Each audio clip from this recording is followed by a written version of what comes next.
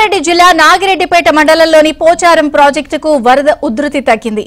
ఆనకట్టుకు గండిపడిన చోట నీటి ప్రవాహం ఆగిపోయింది. గట్టు కోతకు గురైన చోట మరమ్మతులు చేస్తున్నారు. భారీ వర్షాలతో పోచారం ప్రాజెక్టుకు వరద పోటెత్తింది. పోచారం ప్రాజెక్టు పైనుంచి వరద ప్రవహించినా ప్రాజెక్టు తట్టుకుని నిలబడింది.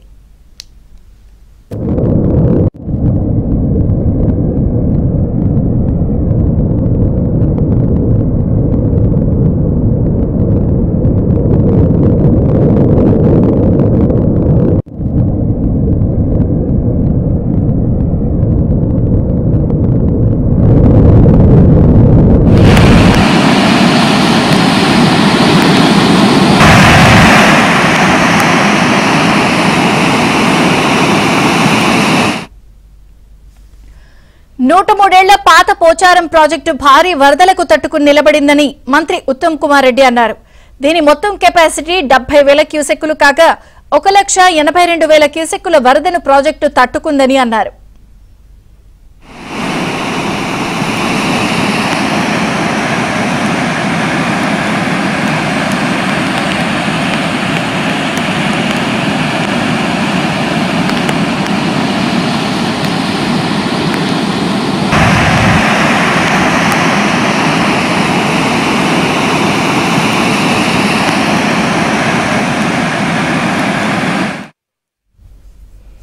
కుండపోత వర్షానికి సిద్దిపేట జిల్లా రామాయంపేట జల దిగ్బంధంలో చిక్కుకుంది. రామాయంపేటలోని పలు కాలనీలు జలమయమయ్యాయి. ఇళ్లలోకి వరద నీరు చేరింది. తాజా పరిస్థితిని మా ప్రతినిధి సుభాష్ అందిస్తారు. గత 2 రోజుల్లో కురుస్తున్న కుంభవృష్టి వర్షానికి రామాయంపేట ప్రాంతం అల్లకల్లోలంగా మారింది. ప్రధానంగా భారీ వర్షాలకు 2 చెరువులు కూడా ఉప్పొంగుతుండడంతో ఈ ప్రాంతం మున్సిపల్ ప్రాంతం ఏదైతే రామాయంపేట మున్సిపల్ ప్రాంతం ఉందో ఈ దాదాపుగా 10 కాలనీలు కూడా నీట మునిగిన పరిస్థితి కనిపిస్తుంది. ఇటు ప్రధాన రహదారి నేషనల్ హైవే 44తో పాటు నేషనల్ హైవే 765 DG 2 రహదారులు కూడా దిగ్బంధనంలో గురి కావడంతో మొత్తానికి రాకపోకలు నిలిచిపోయిన పరిస్థితి కనిపిస్తుంది. మొత్తానికైతే రామాయంపేటలో ప్రస్తుతం 10 కాలనీలలో కూడా ప్రజలు అప్రమత్తంగా ఉండవలసిన పరిస్థితి ఏర్పడింది. అధికారులందరూ వస్తున్నప్పటికీ కూడా సహాయ చర్యలు అందించడంలో మాత్రం పూర్తిగా విఫలమవుతున్నారన్న ఆరోపణలు అయితే ఇక్కడ ప్రజల నుంచి వినబడుతున్నాం. మనం చూస్తున్నాం ప్రస్తుతం ఇక్కడ రెడ్డి కాలనీ, అదేవిధంగా మల్లేచెరువు కాలనీ చూస్తున్నాము. వరద నీటిలో మునిగిపోయి ప్రజలు బయటకు రాలేని పరిస్థితి అయితే ఇక్కడ నెలకొన్న పరిస్థితి మనం చూస్తున్నాము. ఇక్కడి ప్రజలైతే ప్రస్తుతం అనాథలుగా మారిన పరిస్థితి ఉందని చెప్పేసి వాళ్ళ ఆందోళన వ్యక్తం చేస్తున్న పరిస్థితి మనం చూస్తున్నాం. ఇక్కడ కొంతమంది బాధితులు ఉన్నారు. వారిని అడిగి వారి బాధలేంటో తెలుసుకునే ప్రయత్నం చేద్దాం. సో చెప్పండి సార్, ఇక్కడ నిన్నటి నుంచి భారీ వరదలతో ఉంది కదా, సో ఎలాంటి పరిస్థితి ఎదుర్కొంటున్నారు? ఎప్పుడు లేనంతగా భారీ వర్షాలు పడడం వల్ల ఇక్కడ మొన్ననే సీసీ రోడ్లు వేద్దామనేటువంటి కంకర కూడా మొత్తం కొట్టుకుపోయి, రోడ్లన్నీ కొట్టుకుపోయి ఈ కాలనీలో ఒక గల్లీ నుంచి ఇంకో గల్లీకి వెళ్ళడానికి అవకాశంలో కూడా పోయింది. ఇప్పటికైనా కూడా అధికారులు ఈ యొక్క చెరువు మరమ్మతు కానీ, చెరువు లోతు తీయడం వల్ల కానీ, ఈ కాలువలను కట్టడం వల్ల కానీ వీటిని అరికట్టవచ్చు.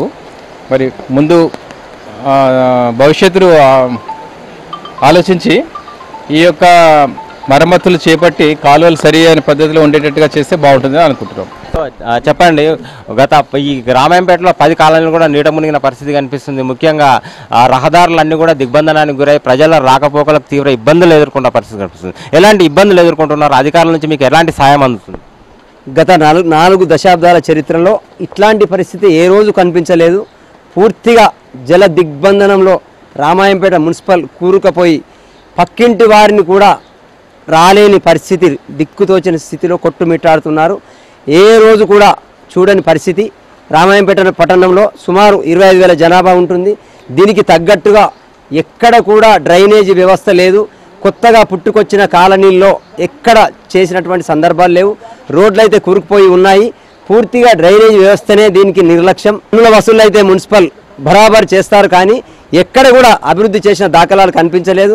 ఎందుకంటే గత 40 ఏళ్ళుగా ఎన్నో ప్రాంతాల్లో దాదాపుగా 20 కాలనీలు కొత్తగా పుట్టుకొచ్చాయి, కానీ ఏ ఒక్క చోట కూడా డ్రైనేజీలు, రోడ్డు వ్యవస్థ బాగు చేసిన సందర్భాలు కనిపించలేదు.